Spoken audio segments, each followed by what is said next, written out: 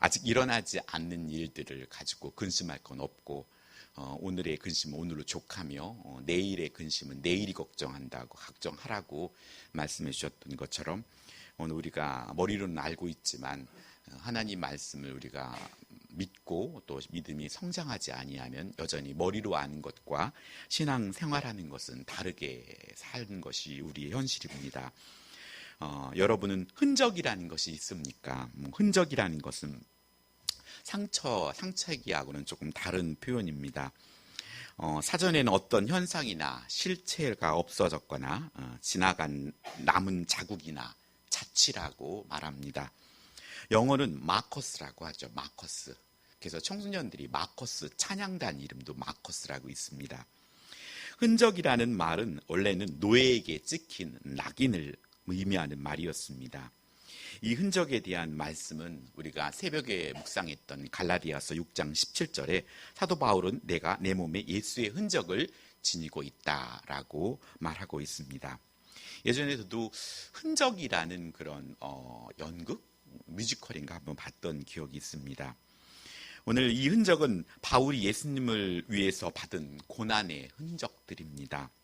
어떤 상처의 흔적일 수도 있고 겉으로 드러난 흔적일 수도 있고 마음속에 있는 흔적일 수도 있습니다. 고린도후서 11장 23절에 보면 예수님을 위하여 복음을 위해서 바울은 매도 수없이 맞고 또 여러 번 죽을 뻔하였다고 말하고 있습니다. 40에 하나 감한 매도 5번 맞고 태장도 3번 맞고 1번 돌로 맞고 등등 많은 고난을 얘기하는데 이런 고난을 받은 흔적입니다. 이것은 바울이 예수 그리스도인 것으로 예수 그리스도의 사람으로 살기 때문에 받은 흔적입니다. 내가 사나 죽으나 예수 그리스도의 것임을 신앙으로 고백하면서 사는 것, 이것이 예수님의 흔적을 가지게 됩니다. 겉으로 드러난 것만이 아니라 이 흔적은 주님이 기억하고 있다는 사실이며 또 우리 스스로도 그런 것들을 기억하고 있습니다. 타락한 시대를 살아가는 우리는 저마다 상처를 가지고 살아갑니다. 이 상처가 하나님의 은혜를 경험하게 될 때 그 상처는 아픔이 아닌 예수님의 흔적이 되기도 합니다. 이 그 흔적은 나를 주님께 잡아매주는 사슬이 되기도 하고 그때는 고뇌와 아픔을 경험합니다. 그것은 누가 대신 경험해 줄 수 있는 것도 아니고 고스란히 품고 또 감당하며 또 주님의 은혜라고 고백하는 참 용서와 사랑을 맛본 자가 견딤으로 주어지는 진주와 같은 보석입니다. 진주도 그 안에 모래알이 하나 들어가서 나중에 조개 속에 귀한 진주가 만들어지듯이 오늘 우리들의 삶 속에서도 주님이 허락하신 그 고난 속에 우리는 주님의 은혜를 경험하게 되며 흔적이라는 사도 바울이 고백했던 예수 그리스도의 흔적들이 우리에게 하나씩 생겨지게 됩니다. 다윗에게도 이런 흔적이 바로 여디디아입니다. 하나님께서 주신 솔로몬의 또 다른 이름이죠. 별명처럼. 그래서 솔로몬, 여디디아. 그래서 이는 하나님께 사랑을 입은 자라는 뜻입니다. 다윗의 생애 가운데 가장 부끄러운 일인 우리아의 아내 밧세바를 취하고 난 뒤에 주어진 이름입니다. 그 이름은 다윗의 아픔과 눈물이 있습니다. 여러분 잘 알듯이 다윗은 침상을 적시도록 그렇게 회개와 고뇌의 눈물을 흘린 자입니다. 다윗을 다윗되게 한 것은 하나님의 은혜라는 것을 뼈저리게 느끼며 얻은 이름이 여디디아입니다. 자신의 충성스러운 부하의 아내를 취하고 결국 부하를 죽게 하고 그의 아내를 자신의 아내로 삼은 것입니다. 하나님은 나단 선지자를 통해서 다윗은 사무엘 하 12장 5절을 통해 마땅히 죽을 죄를 저질렀다고 또 자신 스스로가 고백하게끔 만들죠. 하나님은 나단 선지자를 통해서 내가 너에게 모든 걸 주었고 또 부족했을 것 같으면 내가 네게 이것저것 더 주었을 것이라고 말씀하는 거예요. 왜 여호와의 말씀을 업신여기고 나보기에 악을 행했느냐라고 나단 선지자를 통해서 다윗은 한마디로 혼나죠. 칼이 내 집에서 영원토록 떠나지 않을 것이라는 것과 자신의 아내를 빼앗아 백주에 동침하게 될 것과 또 여호와의 원수가 크게 비방할 거리를 얻게 했기에 밧세바 사이에서 태어난 아기를 죽을 것이라는 예언을 듣습니다. 다윗에게 있어서 아마 이 비보를 들었을 때 아마 청천벽력 같았을 것입니다. 여기서 다윗의 눈물로 회개하죠. 다윗은 하나님께 용서를 받았고 다윗의 삶은 밧세바 사건 이전과 이후로 극명하게 달라집니다. 왜 다윗은 하나님께서 주신 것에 만족하지 못하고 하나님의 말씀을 업신여겨서 하나님이 보시기에 악을 행하였을까요? 모든 성경에서 다윗이라는 사람이 모델처럼 등장하는데 말입니다. 찬양으로 더러운 귀신을 쫓아냈고 또 골리앗을 만군의 여호와의 이름으로 나가 무찔렀던 다윗. 이제는 이스라엘 통일 왕국을 만들고 있는 다윗은 이런 실수를 왜 저지른 걸까요? 성경에 나타난 다윗의 모습을 살펴보면서 또 우리는 그 답을 찾고 우리도 다윗과 같은 실수를 저지르지 말 것과 또 그 죄를 범했다면 어떻게 용서를 받음으로 예수님의 흔적으로 승화할 건가, 우리는 영적 교훈을 얻고자 하는 것입니다. 먼저 다윗의 죄를 범하게 되는 배경이 중요합니다. 다윗은 오늘 본문 11장 앞에 있는 11장 1절에 암몬과의 3차 전쟁 시 그는 참관하지 않습니다. 왜 참관하지 않았을까요? 그는 1차, 2차에 걸친 전쟁에서 이스라엘의 전위가 우세함을 알았습니다. 그래서 하나님이 도와주지 않아도 내가 갖고 있는 이 병력들과 나를 따르는 이 부하들만으로도 그 전세를 분명히 이길 거라고 생각했기 때문입니다. 우리의 죄성은 영적인 전쟁터가 아닌 하나님께서 주신 사명을 잊어버릴 때 살며시 나오게 된다는 것입니다. 오늘 이 죄성엔 상처를 삐집고 나온다는 사실입니다. 상처라는 것이 죄인의 삶을 통한 결과물이기 때문에 하여 우리는 이 상처를 빨리 처리해야 할 필요가 있는 것입니다. 다윗의 상처는 무엇일까요?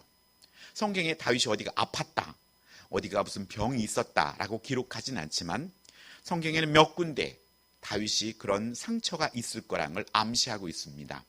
첫 번째 힌트는 성경 사무엘상 17장 12절에 다윗은 유다 베들레헴 에브랏 사람 이새라는 자의 아들로 태어났죠.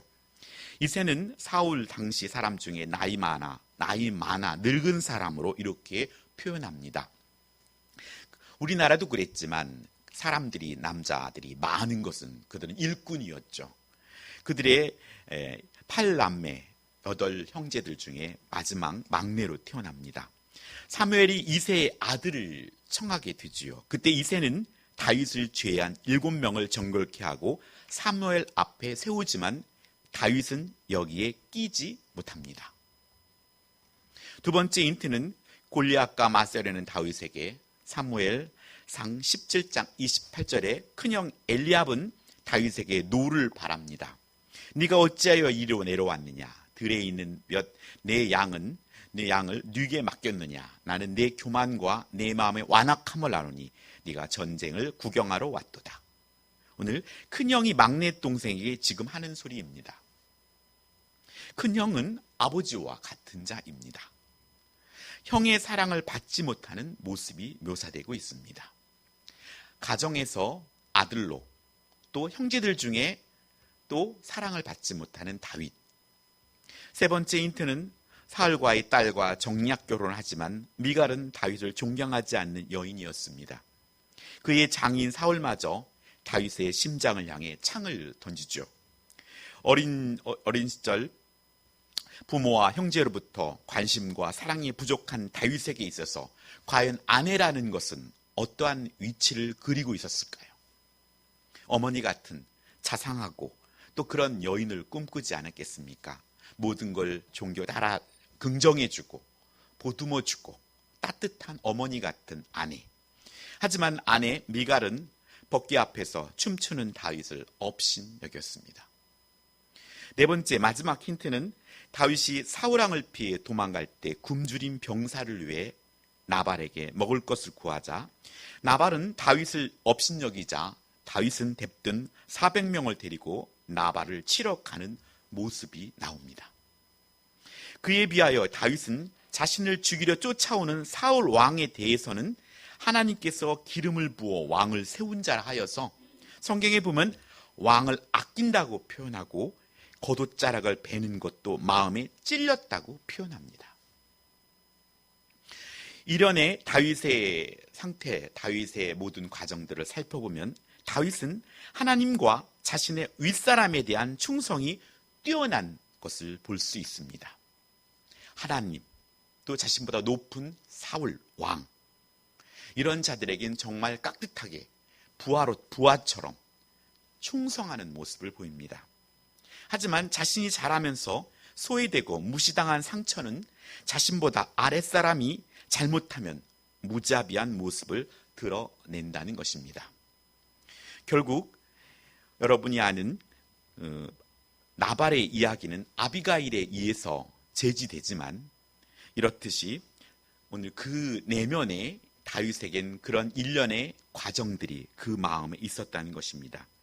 이 모습이 어려운 전쟁을 하며 어려운 시기, 고난의 시기에는 하나님을 온전히 의지했고 하나님의 말씀 앞에서 서기를 애썼지만 이 고난이 사라지고 오늘 전쟁에 하나님 없이도 이길 것 같은 그런 상황 속에서 오늘 다윗 안에 들어있는 상처들과 죄성들이 드러난다는 것입니다.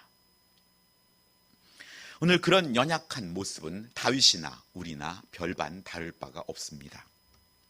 하여 주님은 간음죄를 음욕을 품는 것으로 정의하셨고 또 성경은 악의 모양이라도 버려야 함을 말씀하고 있습니다. 이렇듯 작은 것 하나가 들어오기 시작하면 걷잡을 수 없게 오늘 댐이 툭 터지는 것처럼 말입니다. 그렇다면 다윗의 상대였던 밧세바라는 여인은 어떨까요?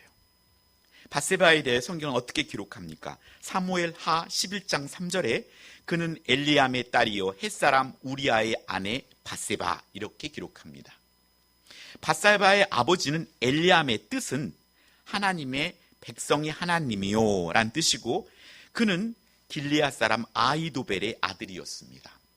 여러분이 아히도벨은 다윗의 모사였습니다. 다윗이 그에게 어떠한 것을 묻는 선생님과 같은 분이었죠. 이후에 압살롬을 도와다 결국 자살하고 말지요. 이 아히도벨 그리고 엘리암 그의 딸이 밧세바입니다. 이는 다윗의 최측근들입니다. 최측근들. 밧세바의 남편인 우리아는 햇사람이라고 표현합니다. 햇사람. 다윗의 외국인 용병이거나 다윗에게 귀순한 장군 중 하나이며 개종하여서 그의 이름이 오늘 여호와의 빛이란 뜻을 가지고 있습니다. 하나님의 백성이란 뜻을 가진 아버지 밑에서 자란 밧세바는 하나님과 함께함을 이스라엘 두 번째 왕인 다윗이 그에겐 성망의 대상일 수 있었습니다. 왜냐하면 그는 음악과 시와 또 전쟁과 또 하나님이 사랑하는 자였기 때문입니다. 그에 비하여 햇사람 우리아는 용감한 군인이었지 그가 존경하거나 또 영적으로 밧세바를 이끌어주기에는 부족했을 것입니다. 여기서 우리는 하나님께서 다윗에게 말씀하신 모든 것을 주었고 또 부족했을 것 같으면 내가 내게 이것저것을 더 주올 것을 이란 말씀이 생각나게 됩니다. 지금에 주어진 것 속에서 감사하고 만족하며 살아야 한다는 것인데 야고보서 1장 15절 말씀처럼 우리 안에 욕심이 잉태한 즉 죄를 낳고 죄가 장성한 즉 사망을 낳는다는 원리가 여기에 적용된다는 것입니다. 오늘 우리는 하나님이 주신 영적인 축복과 하나님이 주시는 그 은혜를 사모하기보다 하나님께서 이 정도면 됐어 너에게 필요한 것은 그런데 그 이상을 욕심내게 될 때 분명히 영적으로 어려움을 겪게 되는 상황이 열려진다는 것입니다. 하나님께서 우리에게 필요한 것을 알고 있고 그리고 그 필요한 양 안에서 우리의 믿음을 지킬 수 있도록 우리를 하셨고, 또 그 가운데 어려운 고난과 환경 속에 주님을 찾도록 하셨다는 것이죠. 지금까지 다윗은 하나님의 사랑을 노래했지만 그 사랑을 가지고 어떻게 사람을 사랑하며 사는 것은 보고 배우지 못하는 환경이었다는 것입니다. 그러니 밧세바를 취한 것도 전쟁처럼 빼앗고 죽이는 것입니다. 의인은 없나니 하나도 없다고 말씀합니다. 다윗의 마음속에 싹튼 욕망은 결혼한 여인이건 또 충성스러운 장군의 아내이건 다윗의 선생님의 아히도벨의 손녀와의 간음죄로 말미암아 그의 또 살인으로 말미암아 한 가정이 파괴되었다는 것입니다. 왜 아히도벨이 다윗을 떠나서 압살롬에게 갔을까요? 이 사건과 무관하지 않습니다. 자기 손녀딸을 취하고 손녀딸의 남편을 죽이고, 오늘 그럼에도 불구하고 하나님은 다윗의 진정한 회개를 통하여 그를 용서해 주신 것을 볼 수 있습니다. 밧세바는 남편에게만 보여할 것을 노출했죠. 몸만 노출한 것이 아니라 성경의 문맥을 보면 마음까지도 노출했다는 것입니다. 그냥 실수로 몸만 노출한 것이 아니라 그 일련의 과정 속에 오늘 밧세바의 마음 속에는 다윗을 향한 마음이 들어 있었다는 것입니다. 밧세바 아내는 우리아 남편에게 복종하지 못했고, 다윗 남편은 자신의 다른 아내들을 자신의 몸처럼 사랑하지 못했다는 것입니다. 허나 다윗과 밧세바는 나단 선지자를 통해 사무엘하 12장 7절에 이 일을 행한 사람은 마땅히 죽을 자가 자신이라는 것을 진심으로 깨닫게 됩니다. 이것은 오늘 한 예를 통하여서 나단 선지자가 꾸짖죠. 포도원에 어린 양이 있는데 그런 얘기를 통하여서 오늘 다윗은 그렇게 그 품에 안겨져 있는 한 마리 양을 잡아서 죽인 자가 본인이라는 것을 그때야 깨닫게 됩니다. 왜 그는 그때서야 그걸 깨달았을까요? 그 많은 시간이 있었는데도 불구하고. 그리고 또 하나님은 그 기간 동안에, 다윗이 그런 죄를 저지르는 기간 동안에 하나님은 개입하지 않습니다. 다윗은 진심으로 그때 무너집니다. 다윗은 통곡합니다. 내가 죽을 자이구나. 다윗은 지금까지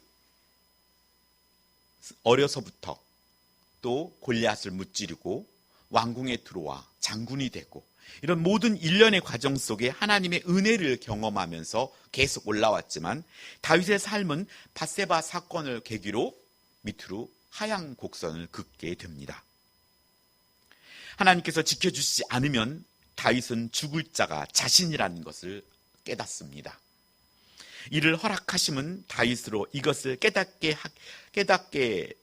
하기 위해서 허락하신 것은 하나님의 또한 섭리였습니다. 죄인인 우리도 하나님께서 지켜주시지 않으면 다윗과 같은 죄인이 됩니다. 죄는 이렇듯 우리를 처참하게 만듭니다. 충성스러운 부하를 죽음으로 떠밀고 완전 범죄인 양 밧세바를 데려다 아내로 삼은 다윗은 마음에 눈이 먼 상태였습니다. 또 자신 스스로는 하나님을 향해 눈을 뜰 수도 없었습니다. 그렇기 때문에 하나님께서 나단 선지자를 통해서 그 죄를 깨닫게 합니다. 그때서야 그는 회개하고 돌이킵니다. 바울 이전에 사울은 예수님을 믿는 스데반 집사를 돌로 쳐 죽이는데 앞장섰던 인물입니다. 예수님을 믿는 자를 잡아들이는 것이 하나님을 사랑하는 자의 행동으로 알았고 자신의 모든 것을 동원하여 그 일을 행했습니다. 허나 그는 예수님을 만나고 정작 자신이 하나님의 아들을 박해하는 당사자임을 깨닫고 그의 삶은 십자가의 복음을 외치며 예수님의 흔적을 지니며 살게 되었다는 것입니다. 우리는 여기서 예수님의 흔적을 남기기 위해서 먼저 무엇을 해야 할까? 첫 번째는 내가 죄인이라는 사실을 인정해야 한다는 것입니다. 선지자를 통해 자신의 죄와 죄에 대한 벌을 들은 다윗은 오늘 13절에 여호와께 죄를 범하였나이다 라고 고백합니다. 이 내용에 대해서는 시편에도 구구절절 다윗이 시를 통하여 침상을 적시도록 회개했다는 내용이 나지만 함축하여서 여호와께 죄를 범하였나이다. 여디디아, 하나님의 사랑을 입으려면 우린 먼저 하나님 앞에 전 죄인입니다. 저의 죄의 대가를 달게 받겠습니다. 이 자세가 필요하다는 것입니다. 그리고 그 마음속에 나오는 진실한 고백이 있어야 합니다. 우리에겐 이런 마음이 필요합니다. 아담과 하와처럼 핑계대지 않고 한마디로 죽여주십시오. 이것이 다윗의 고백이었습니다. 이 마음이 십자가의 죽음입니다. 이제 나단 선지자는 여호와께서 당신의 죄를 사하셨나니 당신은 죽지 않는다고 말합니다. 허나 이 일로 여호와의 원수에게 크게 비방거리를 얻게 하였으니 당신의 아이가 반드시 죽으리라는 말을 듣습니다. 다윗에게 있어 아기가 무슨 죄가 있습니까?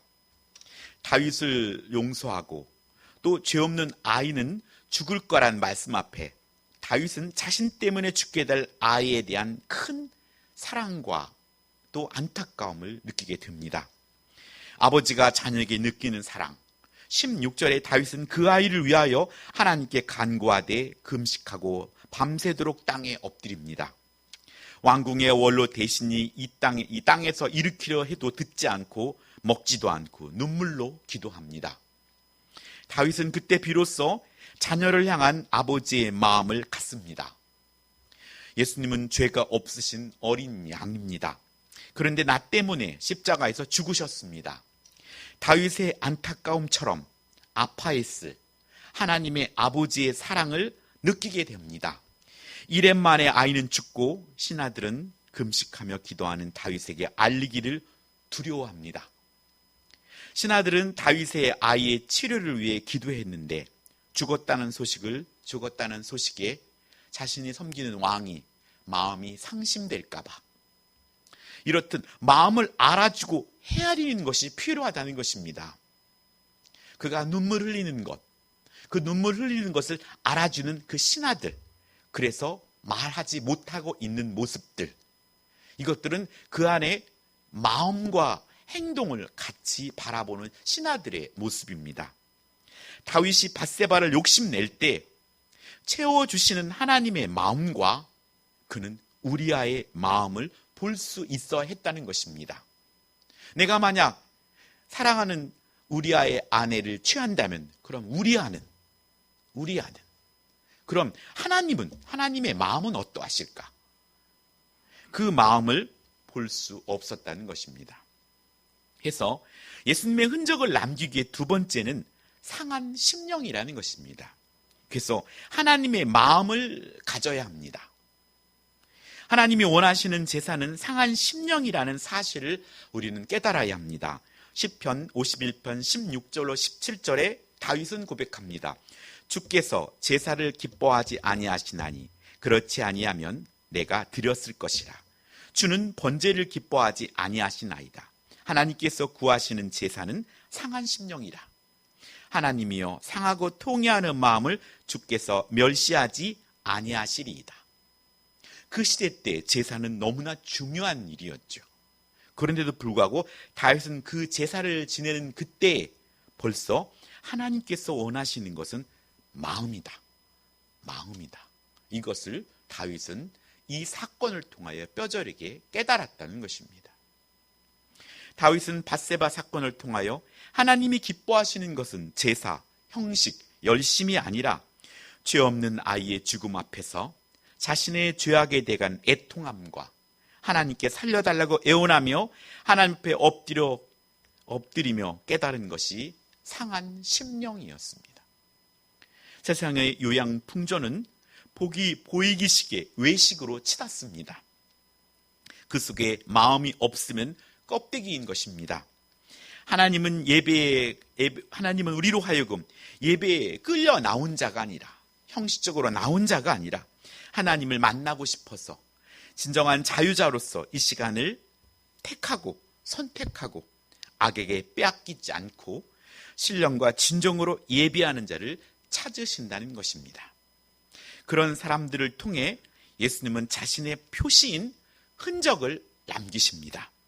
여러분도 그런 예수님의 흔적이 있기를 축원합니다. 마지막으로 예수님의 흔적을 남기기 위해서 세 번째는 하나님께서 나를 사랑한다는 확신이 있어야 한다는 것입니다. 여디디아, 그것은 하나님의 사랑을 입기 위해서는 하나님께서 십자가로 사랑을 확증하였으니 나도 그 사랑에 확신해야 한다는 것입니다. 지난주에 주일에도 말씀했던 것처럼 확신이 서야만이 행동이 따르게 됩니다. 이 복권이 아니면 이 주식이 분명히 대박을 터뜨릴 거라고 확신한다면 그걸 왜 안 사겠습니까? 확신이 서지 않기 때문에 투자를 하지 못하는 것입니다. 다윗이 아이를 위해 기도하였지만 아이는 죽습니다. 아이가 죽었다고 하나님께서 다윗의 기도를 듣지 않은 것이 아닙니다. 다윗의 통회하며 상한 심령을 하나님께서는 받으셨고 그 눈물을 보셨다는 것입니다. 허나 그대로 응답하실 수 없었습니다. 아이는 죄에 대한 벌이기 때문입니다. 다윗은 아이의 죽음 소식에 땅에서 일어나 몸을 씻고 기름을 바르고 의복을 갈아입고 여호와의 전에 들어가서 경배하고 왕궁으로 돌아와 음식을 먹고 기운을 다시 차립니다. 신하들은 아이가 살았을 때 그를 위하여 금식하시더니 죽은 후에 일어나 잡수신 일이 어찌된 일입니까? 하고 묻자 다윗은 살았을 때 내가 금식한 것은 혹시 여호와께서 나를 불쌍히 여기사 아이를 살려주실지 누가 알까 생각했지만 지금은 죽었으니 어찌 금식하랴. 여기엔 아주 깊은 신앙의 다윗이 담겨 있습니다. 자신의 한계를 알았고 그리고 하나님의 사랑을 확신할 때 나타나는 행동입니다.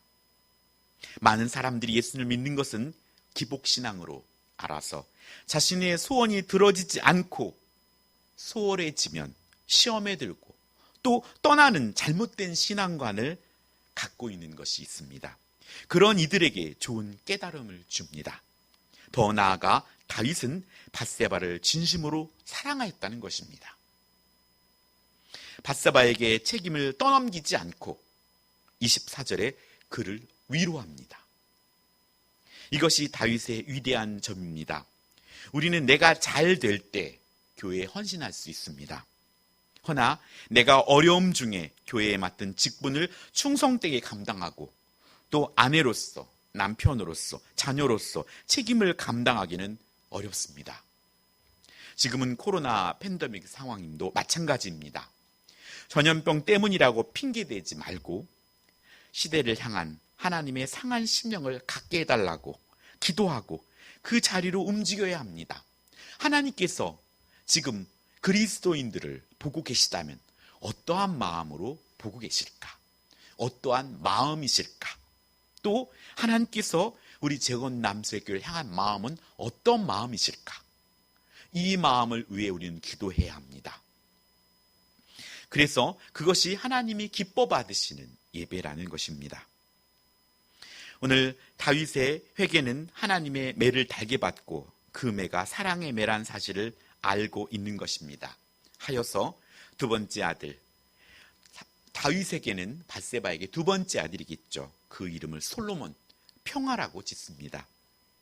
24절에 여호와께서 그를 사랑하사 솔로몬의 이름을 여디디아라고 부르도록 하셨습니다. 여디디아란 이름은 선사받은 다윗에게 진정한 위로자 대신 성령의 위로가 그에게 있었습니다. 임마누엘의 하나님, 다윗은 지금도 회개 중입니다. 앞으로도 하나님을 통해서 많은 어려움들이 예고되어 있습니다. 그의 남은 삶에도 하나님이 드신 사랑의 매는 아직 끝나지 않았지만 그의 아들 암몬이 죽을 때, 또 압살롬이 칼부림할 때, 또 압살롬이 죽을 때 다윗은 그것이 자신의 죄 때문이라고 하면서 상한 심령으로 하나님께 부르짖습니다. 죄를 짓지 않는 사람은 없습니다. 중요한 것은 돌이키는 상한 심령이 있어야 하고 또 자신의 십자가를 지고 복음을 전하는 자의 삶에서 예수의 흔적이 남습니다. 예수님의 흔적은 내가 죄인인데 하나님의 은혜로 용서받았다는 그 감사의 삶을 통해, 그런데도 우리는 죄를 짓는 자신의 모습을 말씀을 통해 깨닫게 될 때 주님, 죄값을 제가 달게 받겠습니다 하는 그런 상한 심령, 그 죄에 대한 통회하는 마음이 우리에게 있어야 합니다. 그랬을 때 오늘 우리는 어떠한 말씀에서든지 하나님의 사랑을 신뢰하며, 또 내가 원한 그 기도의 제목들이 응답되지 않음에도 그럼에도 불구하고 하나님을 진실로 사랑하는 그 단계까지 올라갈 때 오늘 우리에게 고난과 상처는 예수님의 흔적이 됩니다. 천국의 입구에서 보시겠죠. 우리 주님께서 우리 눈엔 잘 안 보일지 모르지만 하나님의 눈에는 선하게 보일 것입니다. 내가 무엇 했네가 아니라 그 안에 예수님의 흔적이 있는지 없는지, 우리 재건남석의 모든 성도들이 하나님 말씀을 통해 믿음이 성장하고 오늘 사도 바울이 고백했던 것처럼 예수 그리스도의 흔적이 우리 안에 하나씩 남겨지고, 그래서 하나님의 사랑을 입은 여디디아라고 칭찬받는 저와 여러분이 되기를 소원합니다. 기도하겠습니다. 아버지 하나님, 감사드립니다. 아버지, 진실로 저희들은 죄인입니다.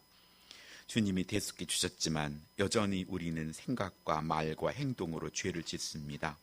아버지, 용서하여 주시옵소서.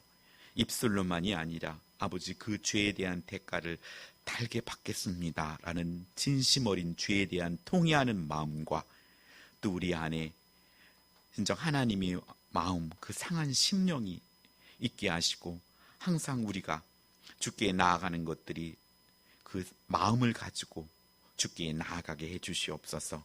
주님이 원하시는 그 삶, 주님께서 바라보는 이 땅, 아버지, 또 영혼들에 대한 안타까움, 아버지, 모든 이 상한 심령을 우리의 삶을 통하여서 아버지께 아뢰고 아버지께 나아가게 해 주시옵소서. 아버지, 아울러서 하나님께서 나를 사랑한다는 확신이 있게 해주시고, 매 순간 말씀을 통하여 이를 깨닫게 하여 주시옵소서. 하나님께서 나를 얼마나 사랑하시는지, 죽기까지 사랑하신 하나님의 사랑을 깨닫게 된다면 어려움과 고난 속에서도 담대하게 하나님 앞으로 나아갈 줄 믿습니다. 주여, 우리에게 고난과 상처가 도리어 예수님의 흔적이 되게 하여 주시고, 그 흔적을 남기는 자의 삶이 되게 하시고, 그 흔적을 자랑할 수 있는 저희들이 되게 하여 주시옵소서. 감사드리며 예수님의 이름으로 기도합니다. 아멘.